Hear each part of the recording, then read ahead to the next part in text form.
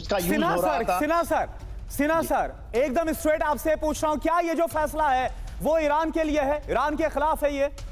100%। Iran देखिए, आने वाले समय में वेस्ट एशिया में ईरान के ऊपर तो होगा ही, और डोनाल्ड ट्रंप एब्सोल्युटली क्लियर हैं, नेतन्याहू साहब एक्सेप्टली क्लियर हैं, इससे अच्छा मौका कभी नहीं मिले। स्ट्रेटेजिक टाइमिंग बहुत इंपॉर्टेंट। ईरान बहुत वीक है, प्रोफेसर साहब यही कह रहे हैं, एब्सोल्युटली वर्नेबल है। रशिया उसका साथ छोड़ चुका है।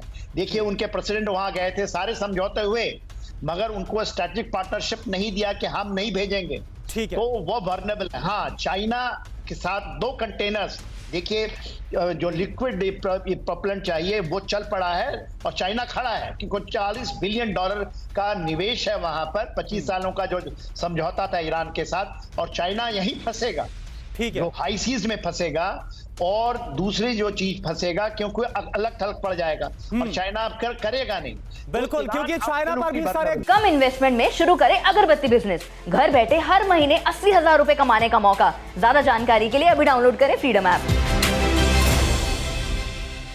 बड़ा दबाव बनता हुआ नजर आ रहा है, खास तौर पर डोनाल्ड ट्रंप के आने के बाद, शपथ के बाद, और यही वजह है कि ईरान को भी एक बड़ा डर सता रहा है। वो अपनी तैयारी कर रहा है, और इधर दूसरी तरफ अमेरिका और भी ज्यादा शक्तिशाली बना रहा है इजराइल को, यानी कि एक बड़ा कदम उठाया जा सकता है अमेरिका और इजराइल की तरफ से। आप दोनों का बहुत बहुत शुक्रिया हमसे जुड़ने के लिए, और जो इस वक्त के हालात है उसको समझाने के लिए।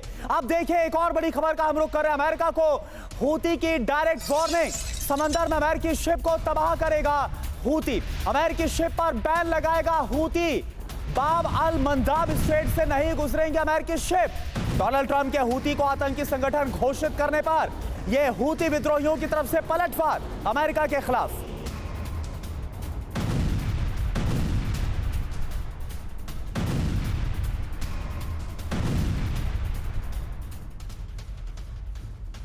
और अब आप देखिए चीन कैसे आग बबूला हो गया अमेरिका के खिलाफ, और इसके पीछे की वजह क्या है, क्योंकि चीन की तरफ से, ड्रैगन की तरफ से कह दिया गया अमेरिका को कि वो हद में रहे। आपको बताते हैं पूरा बयान क्या है। बड़ी खबर, चीन के अमेरिकी विदेश मंत्री को बड़ी चेतावनी। चीन ने मार्को रूबियो को कहा है कि ढंग से रहो। चीनी विदेश मंत्री वांग यी और रूबियो की फोन पर बात के दौरान यह वार्निंग, वांग यी ने मुहावरा कहकर रूबियो को चेतावनी दी है।